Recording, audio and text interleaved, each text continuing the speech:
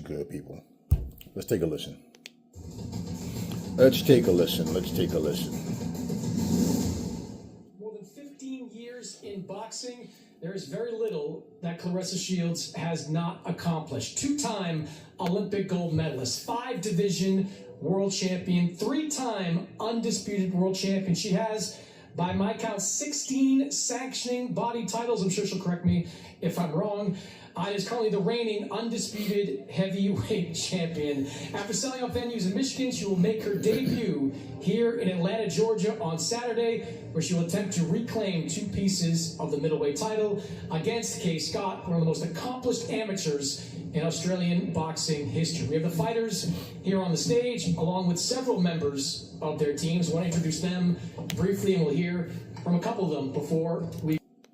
In Michigan, now you have her here down south. Why was it important to bring this fight to Atlanta? Thank you so much. It's really been a historic journey, and every one of Claressa's fights, she's doing a first. She's breaking the glass ceiling. She's doing something that has never been done before in women's boxing. And coming to Atlanta, she's going to be the first woman ever to headline an event in this premium, beautiful arena. So Claressa has been living in Atlanta for the last several years. It is one of the cultural centers of America, one of the cultural centers of the world, and it just felt like the right move to make, and looks like we made the right decision because we're just a couple of 100 tickets short of selling out. It's really going to be an electric event. When she said that she wanted to drop back to 160 to fight Kaye Scott for the middleweight titles, what was your reaction? I was worried, to be honest with you, because I used to fight myself, and I know that coming down in weight is very difficult. And if you could see, as you see the fighters do, they usually go up in weight to fight bigger guys. It's very rare that a fighter comes back down in weight to be a champion. And it's actually only been done one time by Roy Jones Jr. in the 120-year history of modern boxing. So it's really challenging. Twice. And if you look at Claressa's career, her first world title was a super middleweight. Then she came down to middleweight. Then she came down to junior middleweight. Then she went back up to middleweight, became undisputed, went back down to junior middleweight. Claressa has always chased greatness, and she's always done what has to be done to make the biggest and the best fights. And this is one of those examples. I went to visit Claressa in training camp last week. She looks trim, slim, mean, sharp, and ready. And one of the things that I want to say that's taken for granted. You know, Claressa has been the first woman ever in the history of American television to be the main event on television. She opened up the door for women's boxing. The reason why we see women's boxing on television, pretty much every show, that it's a regular, it's a requirement, is because Claressa Shields broke that door and she made it happen. And she's unapologetic, she is straightforward, she's very confident about what equality means, what it means for a fighter like herself, who's a 2-time Olympic gold medalist, who's done things inside the ring that no one has ever done. And the opponents have been the best of the best, truly the best of the best. She traveled the world in the peak of her career to England to beat Savannah Marshall, who's the only person that has a questionable win over her in the amateurs. But to do what she's done is really incredible and historic. And it takes a leader like that to drive things forward. And, you know, earlier today, we had the red carpet, which is like you've never seen in boxing, filled with media, photographers, felt like a movie premiere. And someone asked her, Claressa, what if we take the W away and just call you the GOAT? And if you look at her resume, you can say that she's one of the greatest of all time, for sure. And if there's one person, one fighter that I can compare her to who combined excellence in the ring and excellence for being the leader for social equality, it's obviously will be Muhammad Ali. So she is the GOAT, and she is in line with the GOAT, the greatest of all time.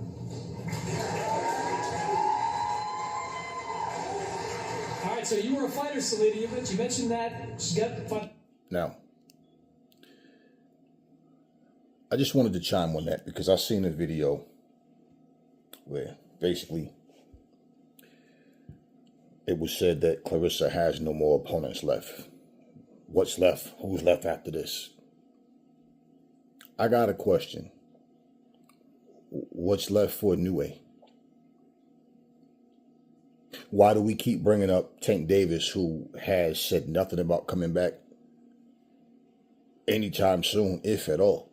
Why do we keep making fantasy fake fights? Why do we keep bringing up names of people that are not even negotiated to fight each other? Why do you have people in the same division that won't fight each other? In fact, everybody keeps talking about Claressa Shields. Oh, she got to come down and fight this person, that person. Why does Claressa have to weight drain herself just to make a fight? I say Claressa should not go any lower than 154. Even she don't. I don't even think Claressa should go to 154. Because when your body, as you get older, Claressa is 30, 31 now. When your body start to put more weight on, you're burning a lot of weight. Now, if you keep yourself in shape all year round, so pretty much getting in fight shape is that much easier. That can be one thing, but it's still wear and tear on your body. But I don't think she should definitely not go under 140, under 154. And for anybody that's running their mouth, well, your dumbass is not the one in there. You don't know what it means, or you never had to cut weight ever in your life. You never had to do anything like that. And it's easy to run your mouth and talk. But why you are never telling these fighters, why don't y'all go up in weight? Because it's very easy to call somebody's name and talk trash knowing that you're never going to fight them. So when I listen to her accomplishments, and she's 18-time champion, not 16. But at the same time, when I listen to her accomplishments and I listen to, Shalito run all of this down, it's amazing to me how you don't hear this come out the mouths of black men or women. It has to come from somebody white.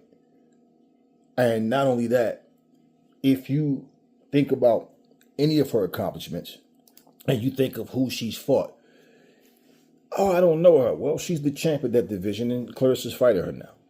Do you know Inouye's opponents? No. Do you know Amanda Serrano's sorry-ass opponents outside of goddamn... this is why I get so sick of hearing people bring up these names when you can't talk about none of their fucking opponents other than just Amanda Serrano versus Katie Taylor. I respect both of them as fighters. You know what I mean? Especially Katie. But at the end of the day, they fought each other. Serrano lost 3 times in a row to the same person. Okay? To the same person. Katie Taylor, she got beat. Nobody talks about Chantel Cameron. She has a fight coming up with Michaela Mayer, and you want to know what people are saying? They think Michaela Mayer is going to beat Chantel. She's not that good. So how the hell did she beat Katie Taylor?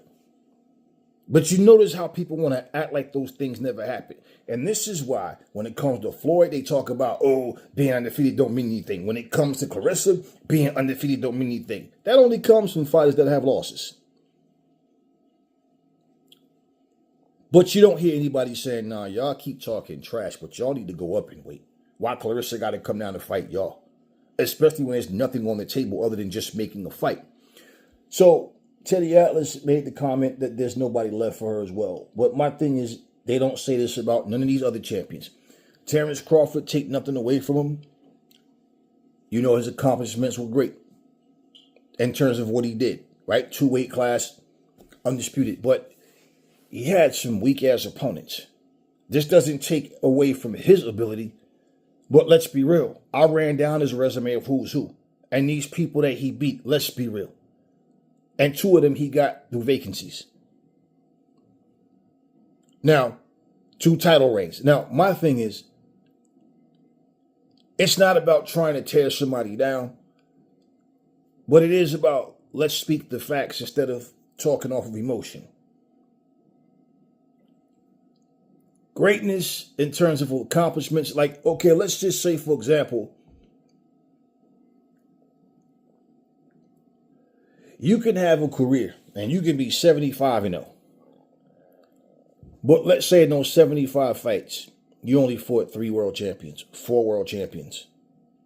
Where somebody else can be 35-4, but they defeated 18 world champions. Who had a better career? Right? That's what people want to compare, right? It's one thing when you have opponents, Hall of Fame opponents, pound for pound opponents, world champions, former world champions, as opposed to somebody who just goes in there and fight people that nobody knows who the hell these people are. Not just because they're unknown in terms of where they're from or something, but no, they're just not all that good. An example of something, the same guy that fought Terrence Crawford at 154, that everybody all of a sudden, he's the best guy at 154, but none of you scrubs knew who he was. Only person can beat him is Crawford, I'm telling you, blah, blah. Then Ortiz beats him. Nobody's talking about him. Notice how nobody brings up Layla Ali's name unless they're talking about some type of comparison with her and Claressa. But outside that, nobody talks about Layla. Who's just bringing Layla's name up? Nobody. It's only to try to smite Claressa. And out of all these channels, why is it always black channels? You know what I'm saying? You got to give it to a man Toronto, because I'm just saying, though. Yeah, it's a lot of Officer Tatums within the black community.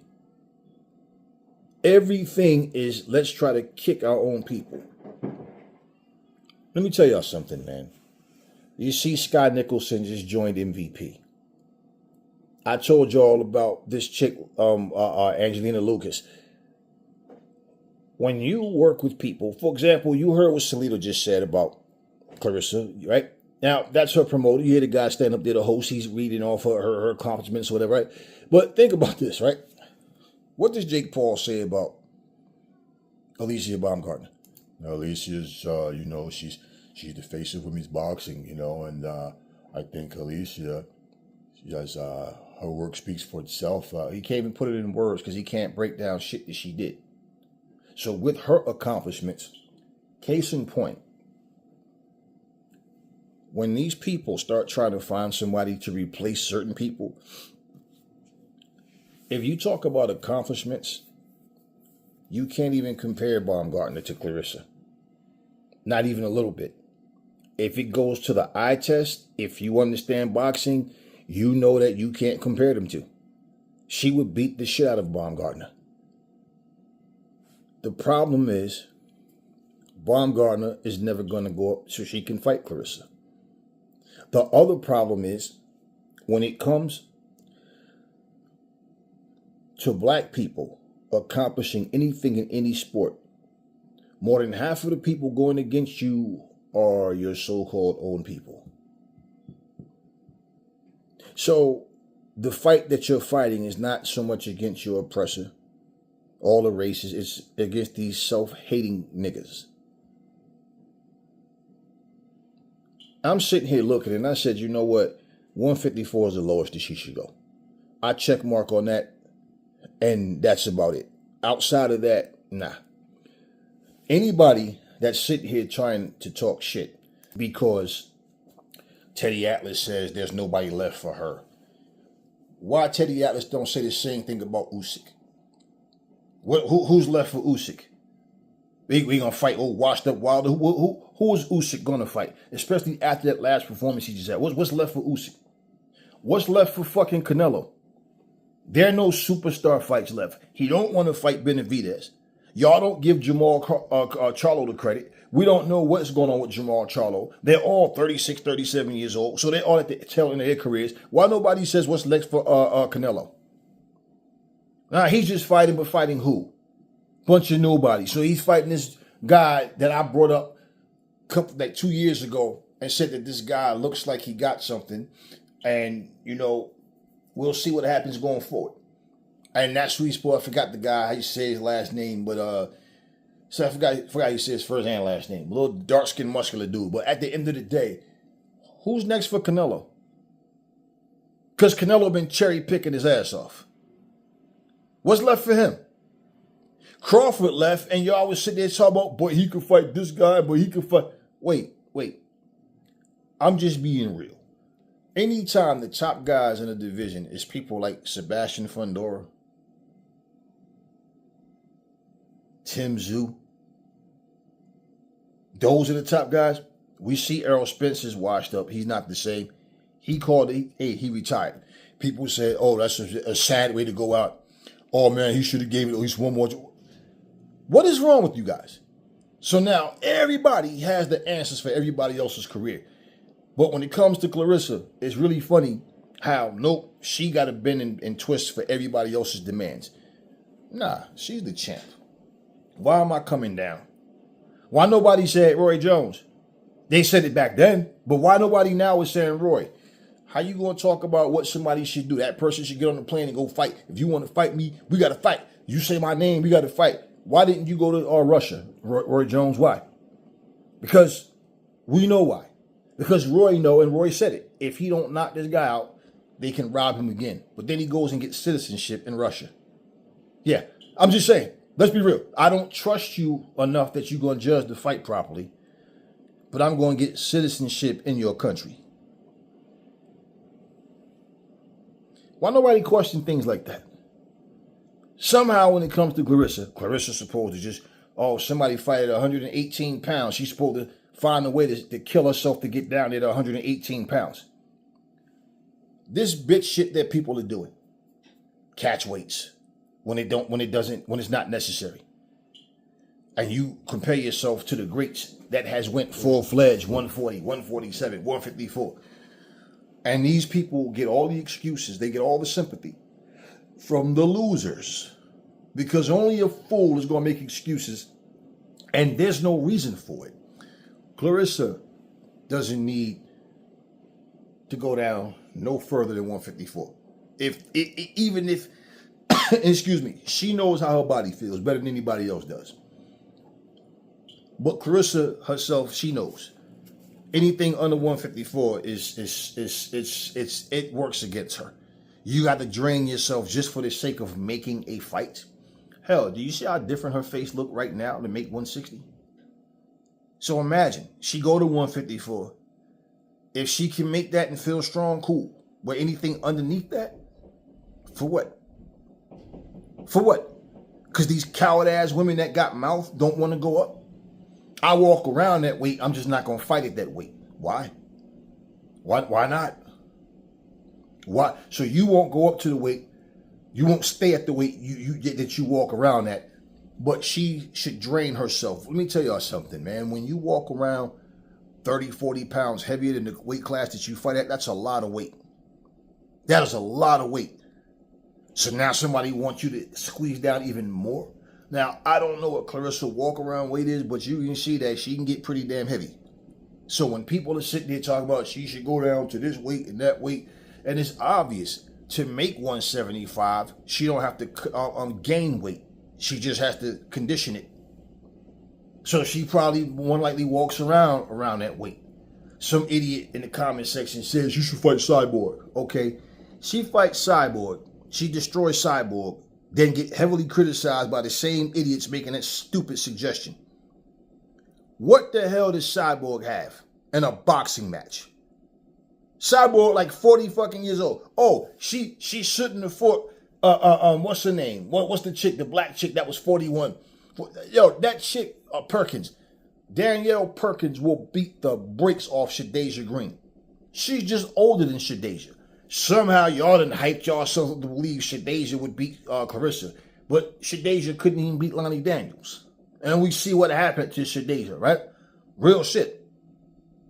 So you mean to tell me it's okay for her to fight Cyborg, but not Danielle Perkins, who's much bigger, stronger, and Danielle Perkins would knock Cyborg straight the fuck out. I've seen Cyborg box. She's not ready for no fucking Claressa Shields. She never will be.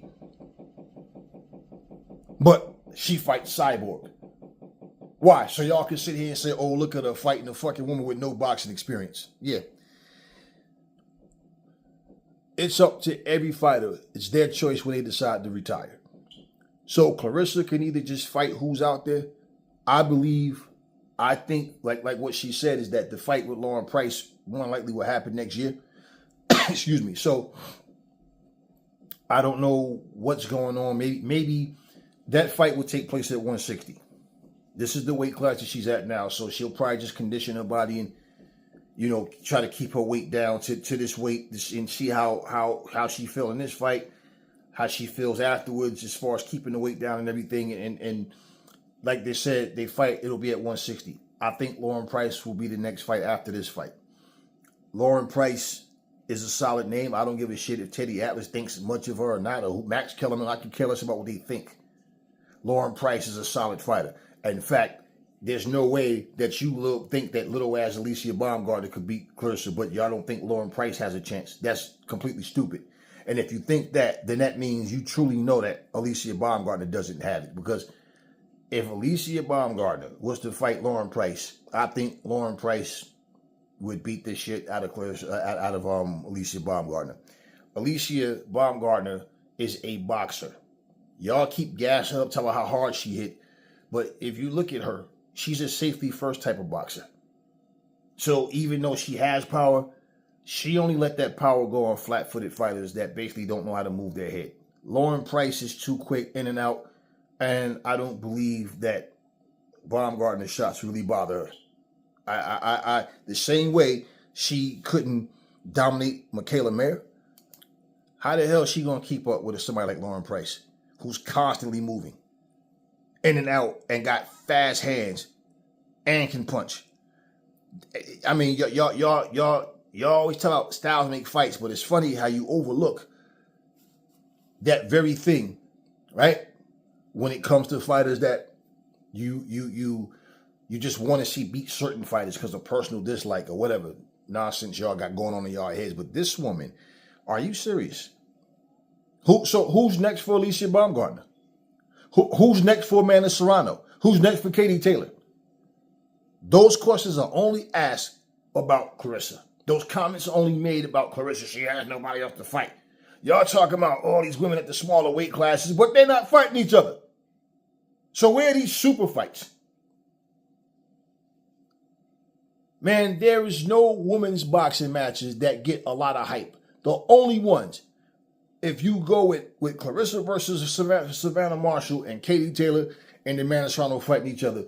Other than that, there are no women's matches that people, this is going to be the match.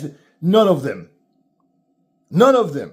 When Scott Nicholson was calling out Amanda Serrano, you idiots, she need to sit down. Every time a qualified opponent decides to call somebody out, they need to sit down.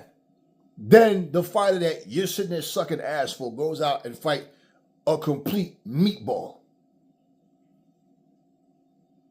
And then y'all sit up there and act like this fighter was so good. I mean, let's be real, y'all.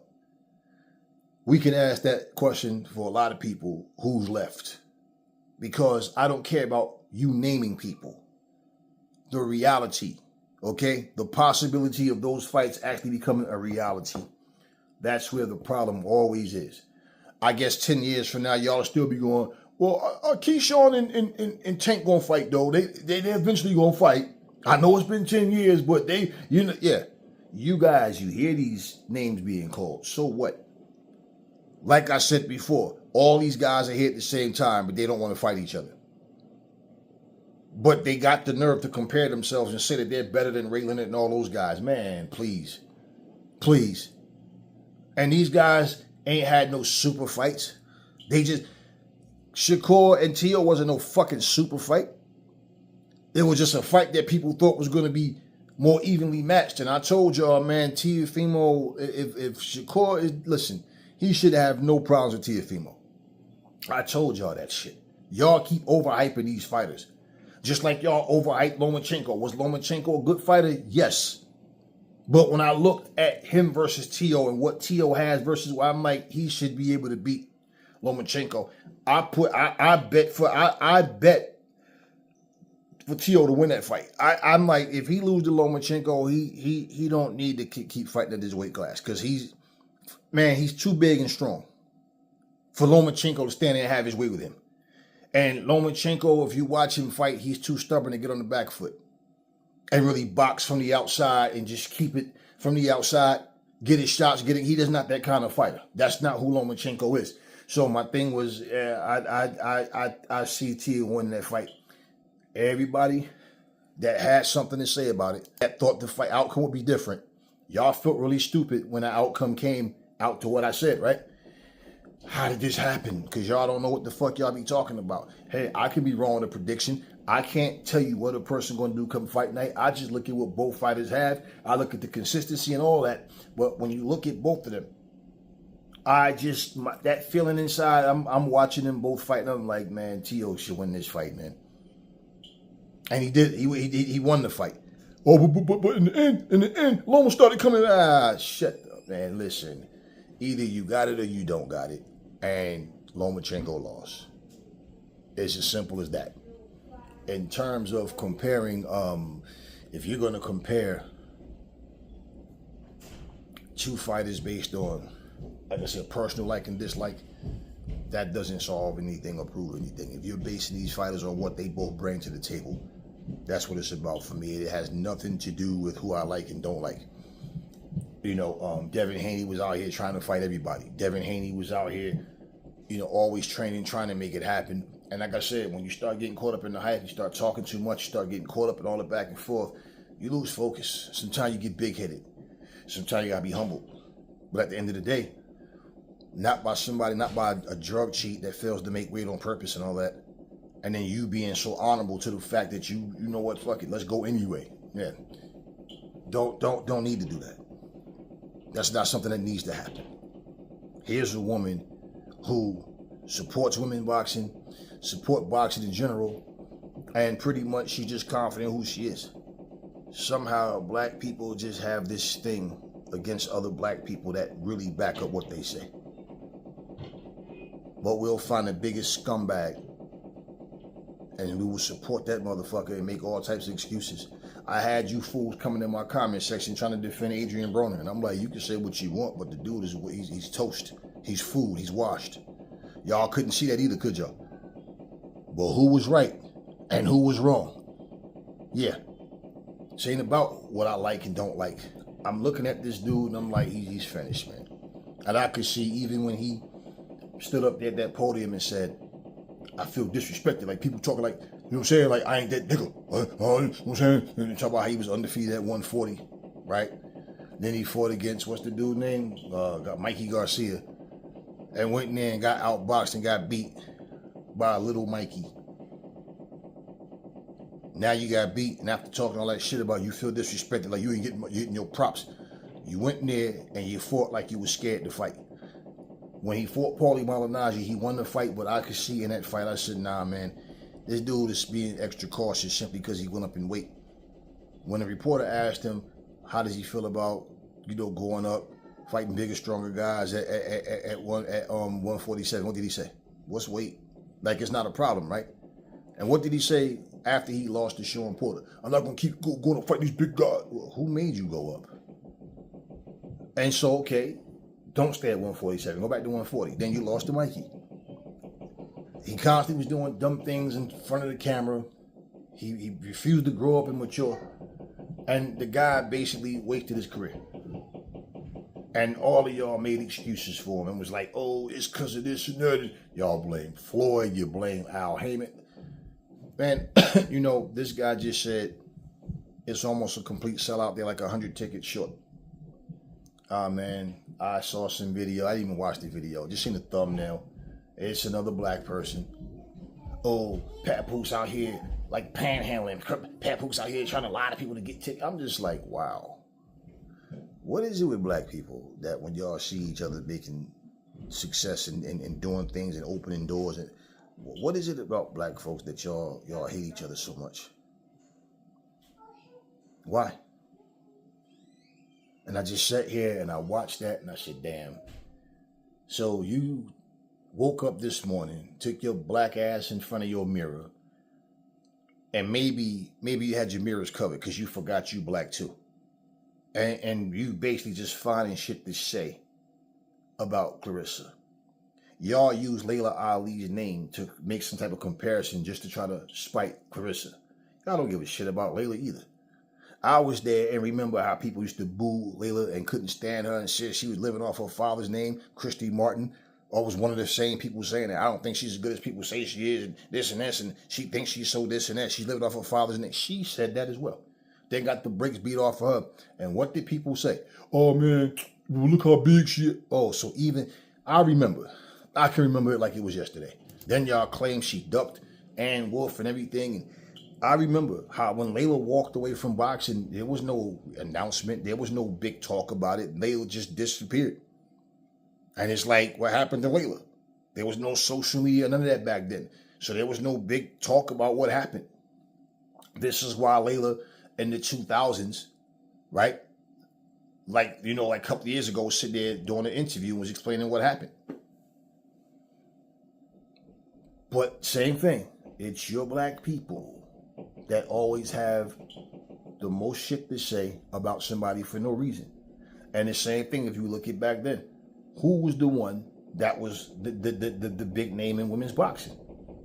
Who was the one that was whooping ass? It was Layla. Christy Martin was doing her thing. I mean, you had certain names there, but women's boxing wasn't a big deal back then. You know what I'm saying? It wasn't no big deal back then. But you had a few names out there, but Layla was amongst those names. And wasn't nobody doing no, who's the GOAT, who's this? No, it was women's boxing was kind of new. They basically, and it was one of those things where people was not wanting to give Layla Ali her credit. But now, again, just like I said, once they find a new nigga to hate, let's go pull an old nigga back out and compare them. Y'all did that same shit with Pernell Whitaker. Not one of you motherfuckers was talking about no Pernell Whitaker, no Mildred TNT Taylor, none of them. But, just to hate and try to spite Floyd. Oh, he wouldn't have beat Pernell. Yeah, I know. Let you tell it. He wouldn't have beat nobody. Not even the people that he actually beat. He wouldn't have beat them either. Yeah.